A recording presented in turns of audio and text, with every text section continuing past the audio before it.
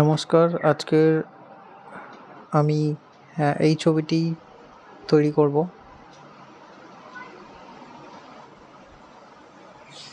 একদম সম্পূর্ণ প্রসেসটি আমি স্টেপ বাই স্টেপ এখানে দেখাচ্ছি। ভিডিওটা একটু স্পিড আপ করেই তৈরি করা আছে। যারা চ্যানেলে নতুন আছেন তারা লাইক করুন, নিজেদের মতামত কমেন্টে জানান আর সাবস্ক্রাইব করুন।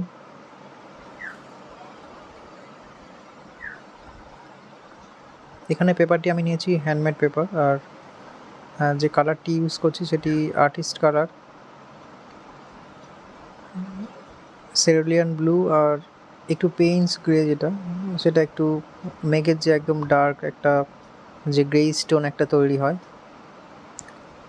সেটাকেই আমি এখন তৈরি করছি। ফার্স্ট টোনেই একদম হালকা জলের সাথে একটু একটু করে পেপার হোয়াইট ছেড়েই আমি সম্পূর্ণ কালারটি করছি।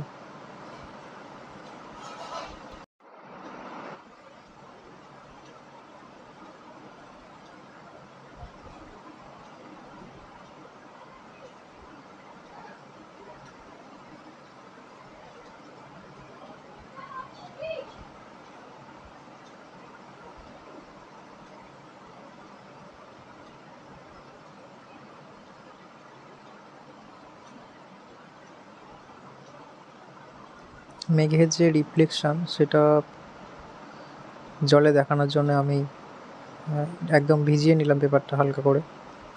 তারপর কিছু ব্রাউন স্টোন দিচ্ছি এই কারণ ল্যান্ডস্কেপ অনেক সময় যেটা ঘোলাটে কাদা জল থাকে ল্যান্ডস্কেপে জমিতে, সেটার ফিলটাও করা যাবে। আর মেঘের যে রিফ্লেকশান জলে পড়ছে সেই লাইটটা এতটা পরিষ্কারভাবে ঘোলা জলে দেখা যায় না, তো সেই জন্য যতটা রিফ্লেকশান দেখানো সম্ভব ততটাই আমি দেখাচ্ছি।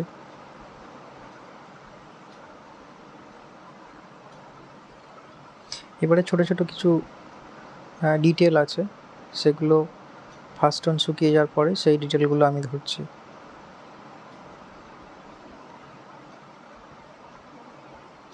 এটা আমি সেরুলিয়ান ব্লু ইউজ করছি। এটা দিয়ে একদম মেঘের যে ন্যাচারাল একটা আকৃতি থাকে সেটাকেই আমি তৈরি করছি।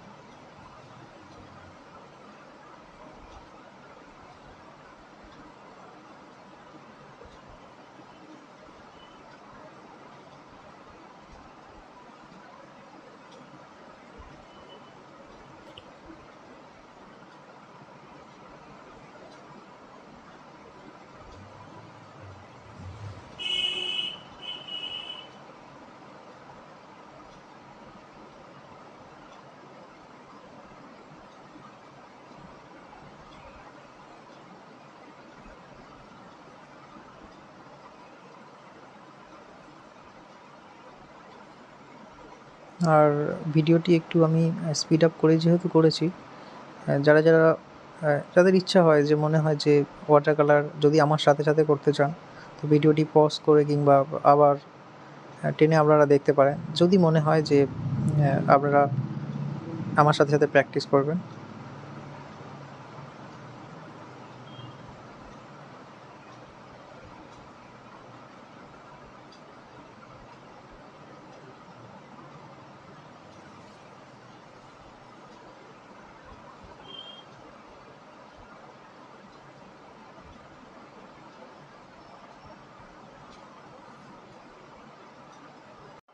এখন যেহেতু বর্ষাকাল চলছে তাই চারিদিকে সবুজের মাঠটা অনেক বেশি, আর ল্যান্ডস্কেপও প্রায় অনেকটাই বেশি সবুজ।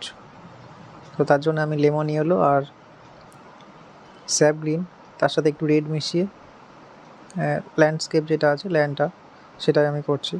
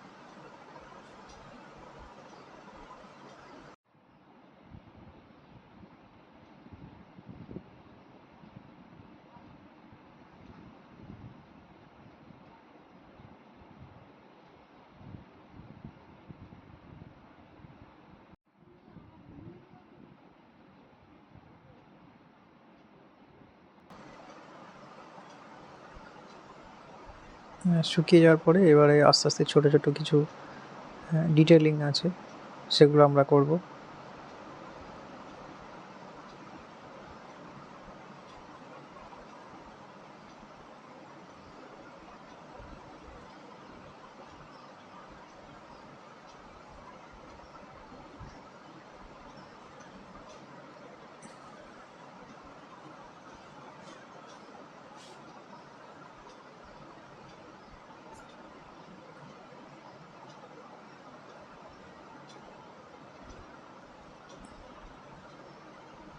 এখানে জলা জমিতে কিছু কিছু জায়গায় ছোটো ছোটো ঘাস সেগুলো রয়েছে, সেগুলো একদম হালকা হালকা করে কিছু কিছু জায়গায় ডিটেল আমি করছি।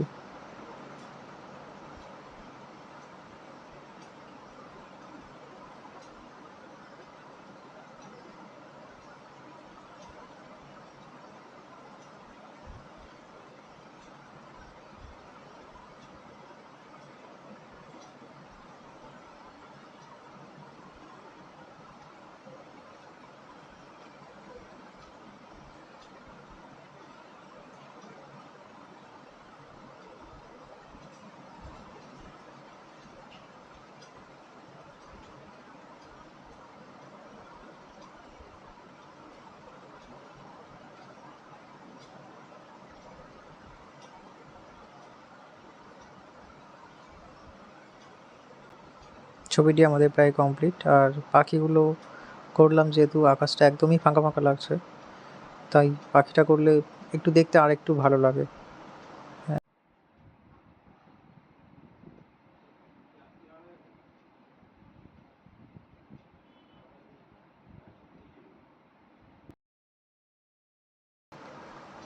তো দেখুন, আর হ্যাঁ, প্লিজ সাবস্ক্রাইব করুন আমার চ্যানেল। আর যারা যারা একদম নতুন আছেন, লাইক করুন, কমেন্ট করুন। আর থ্যাংক ইউ সবাইকে ভিডিওটি